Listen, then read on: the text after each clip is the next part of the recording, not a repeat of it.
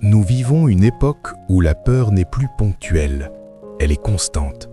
Elle circule plus vite que la vérité, se propage plus vite que l'espoir. Peur de l'avenir, peur de manquer, peur de perdre, peur de l'autre, peur de demain. L'explosion de la peur n'est pas seulement liée aux événements, mais à l'état intérieur des cœurs. Le monde est surinformé, mais spirituellement désarmé. Quand l'homme perd Dieu comme repère, la peur devient son langage. La peur est devenue un outil puissant. Elle façonne les décisions, influence les comportements, paralyse les consciences.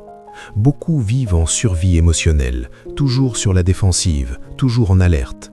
On respire, mais on ne vit plus vraiment. Et pourtant, la peur ne protège pas, elle enferme. Elle ne prépare pas l'avenir, elle vole le présent. La peur excessive n'est pas une prudence, c'est une prison invisible. Cette explosion de la peur révèle une vérité profonde. L'âme humaine est fatiguée. Fatiguée d'un monde instable, fatiguée de promesses non tenues, fatiguée de courir sans sécurité intérieure.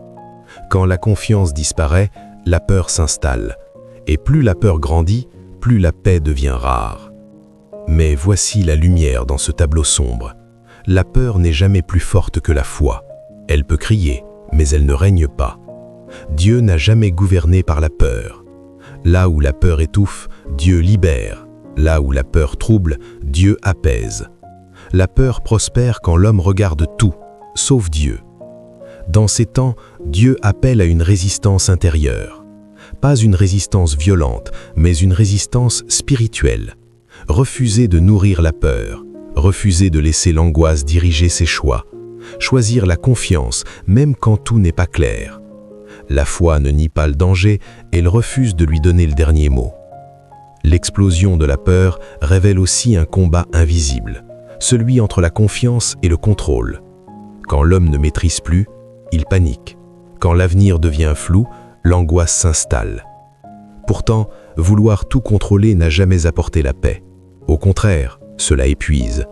La paix ne naît pas du contrôle total, mais de l'abandon confiant. La peur aime l'isolement. Elle pousse à se refermer, à se méfier, à se protéger excessivement. Elle coupe les liens, refroidit les cœurs et assèche l'amour. Mais Dieu, lui, agit à l'opposé. Il rapproche, il rassure, il fortifie de l'intérieur. Là où la peur dit « fuis », Dieu dit « reste ». Là où la peur trouble, Dieu apaise. Et voici une vérité puissante. La peur ne disparaît pas toujours par l'absence de danger, mais par la présence de Dieu. Même au milieu de l'incertitude, il est possible d'avoir une paix stable. Pas une paix naïve, mais une paix enracinée. Une paix qui ne dépend pas des nouvelles, mais de la confiance. Une paix qui ne nie pas la réalité, mais qui refuse d'en être prisonnière. Dans ce monde paniqué, choisir la paix devient un acte courageux. Nourrir sa foi devient une urgence. Protéger son cœur devient une sagesse. Tu n'es pas appelé à absorber toutes les peurs du monde, mais à garder ton âme. Ce que tu laisses entrer en toi finit toujours par te diriger. Alors, apprends à respirer autrement, à ralentir, à remettre à Dieu ce que tu ne peux pas porter, à remplacer les scénarios anxieux par la confiance. La peur peut exploser autour de toi, mais elle n'est pas obligée d'exploser en toi. Alors aujourd'hui, fais ce choix conscient. Ne laisse pas la peur habiter ton cœur. Tu peux être informé sans être dominé, prudent sans être paralysé, lucide sans être angoissé. La paix est un acte de foi dans un monde paniqué.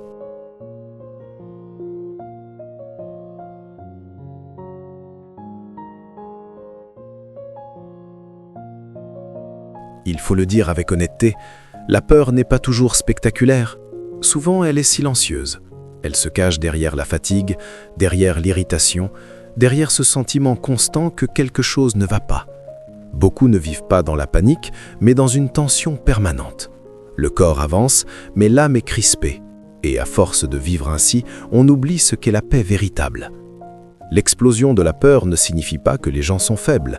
Elle signifie surtout qu'ils sont chargés d'incertitudes, de responsabilités, de blessures non exprimées, d'attentes déçues. Dans un monde instable, l'âme cherche un point fixe, Et quand elle ne le trouve pas, elle s'inquiète. La peur devient alors une réaction humaine à un manque de sécurité intérieure. Dieu ne méprise pas cette peur, il ne la minimise pas, il ne reproche pas à l'homme d'avoir peur. Il l'invite simplement à ne pas rester seul avec elle. La foi authentique ne consiste pas à nier ce que l'on ressent, mais à savoir où déposer ce que l'on ressent. La paix commence quand tu acceptes de ne plus tout porter toi-même.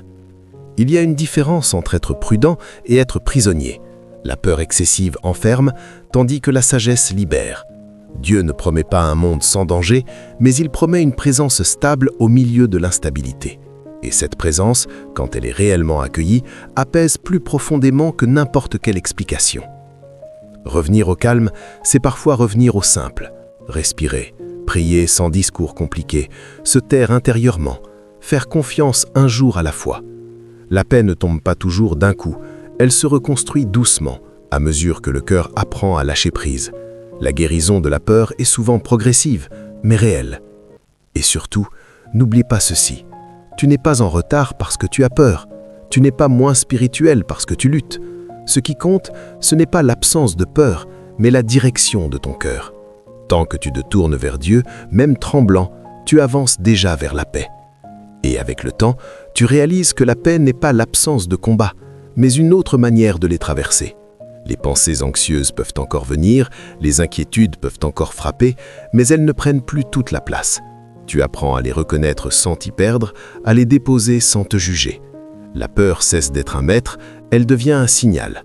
Quelque chose en toi a besoin d'attention, de repos, de vérité. Dieu agit souvent ainsi, sans violence intérieure. Il ne force pas le cœur, il l'apaise. Il ne crie pas plus fort que la peur, il parle plus profondément. Et quand tu lui laisses cet espace, même petit, il commence à réordonner doucement ce qui était confus.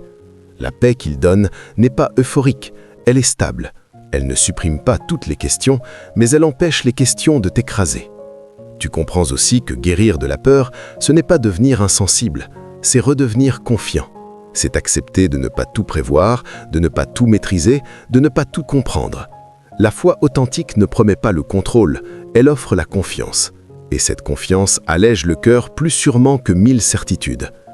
Il y aura encore des jours fragiles, des moments où l'angoisse reviendra discrètement. Mais désormais, tu sauras quoi faire. Ralentir, respirer, prier simplement, revenir à l'essentiel. Tu n'auras plus besoin de te battre contre toi-même. Tu apprendras à te traiter avec patience, comme Dieu le fait avec toi. La paix grandit dans la douceur, pas dans la pression. Et peu à peu, quelque chose change en profondeur. Ton regard devient plus calme, tes réactions plus mesurées, ton cœur plus stable. Non parce que tout va mieux autour de toi, mais parce que quelque chose va mieux en toi. La peur n'a plus le dernier mot. Elle existe peut-être encore, mais elle ne décide plus. Alors continue, même lentement, même imparfaitement.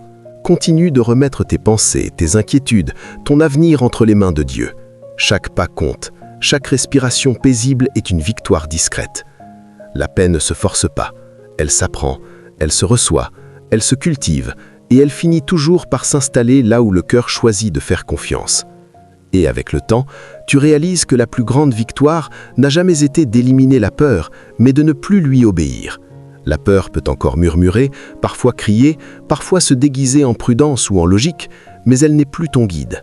Tu apprends à avancer même quand le cœur tremble, à faire confiance même quand l'avenir reste flou. Et cela, c'est une liberté que le monde ne peut ni donner ni enlever.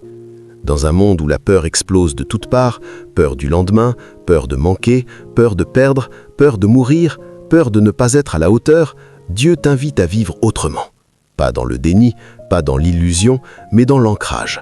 Ancré dans sa présence, ancré dans ses promesses, ancré dans une paix qui ne dépend pas des circonstances. Tu réalises alors que la peur collective affaiblit les esprits, mais qu'un cœur enraciné en Dieu devient un refuge. Les autres peuvent courir dans tous les sens, toi tu peux rester debout, non parce que tu es plus fort, mais parce que tu es soutenu. La foi ne t'isole pas du monde, elle t'empêche d'être englouti par lui. Et quelque chose de précieux naît, le discernement. Tu n'absorbes plus toutes les mauvaises nouvelles sans filtre, tu n'acceptes plus toutes les peurs qu'ils essaient de t'imposer. Tu choisis ce que tu laisses entrer dans ton esprit. Tu comprends que protéger ta paix, ce n'est pas fuir la réalité, c'est préserver ton âme. Peu à peu, tu deviens un témoin silencieux, pas forcément par de grands discours, mais par ton attitude, ta manière de rester calme quand tout s'agite, ta capacité à rassurer quand les autres paniquent, ta façon de parler avec espoir quand tout semble sombre. Et sans même t'en rendre compte, ta paix devient contagieuse. Dieu utilise souvent ceux qui ont traversé la peur pour apporter la paix. Ceux qui ont connu l'angoisse savent reconnaître les cœurs fatigués. Ceux qui ont pleuré en secret savent parler avec compassion. Rien n'est perdu, même tes combats deviennent utiles. Alors oui, le monde peut devenir plus sombre. Oui, les temps peuvent être troublés. Oui, la peur peut continuer d'exploser autour de toi. Mais en toi, une autre réalité s'installe, la confiance. Une confiance calme, solide, enracinée. Et c'est là la fin de ce chemin. La peur ne gouverne plus ton esprit, l'angoisse ne dirige plus tes choix, la paix de Dieu garde ton cœur. Tu avances désormais avec cette certitude intérieure. Quoi qu'il arrive, tu n'es pas seul. Et en définitive, quand tout semble se refermer autour de toi, souviens-toi de ceci. Dieu n'est jamais en retard. Même dans le chaos, il reste souverain. Même quand la peur crie, sa voix demeure plus profonde, plus stable, plus vraie. Le monde peut trembler, mais le royaume de Dieu ne vacille pas. La fin de la peur commence là où commence l'abandon, quand tu lâches le contrôle, quand tu remets ton avenir, tes proches, tes combats, tes questions entre ses mains. Ce n'est pas un signe de faiblesse, c'est un acte de foi puissant. Parce que faire confiance à Dieu dans un monde instable, c'est déclarer que ta sécurité ne dépend plus des systèmes humains, mais de sa fidélité. Alors marche, même lentement, même imparfaitement. Continue de remettre tes pensées, tes inquiétudes, ton avenir entre les mains de Dieu. Chaque pas compte, chaque respiration paisible est une victoire discrète. Reste ancré, reste dans la foi, reste proche de Dieu. Parce qu'un cœur qui fait confiance à Dieu, même dans la tempête, devient un témoignage vivant. Et si ce message te parle, garde-le, médite-le et laisse Dieu faire le reste.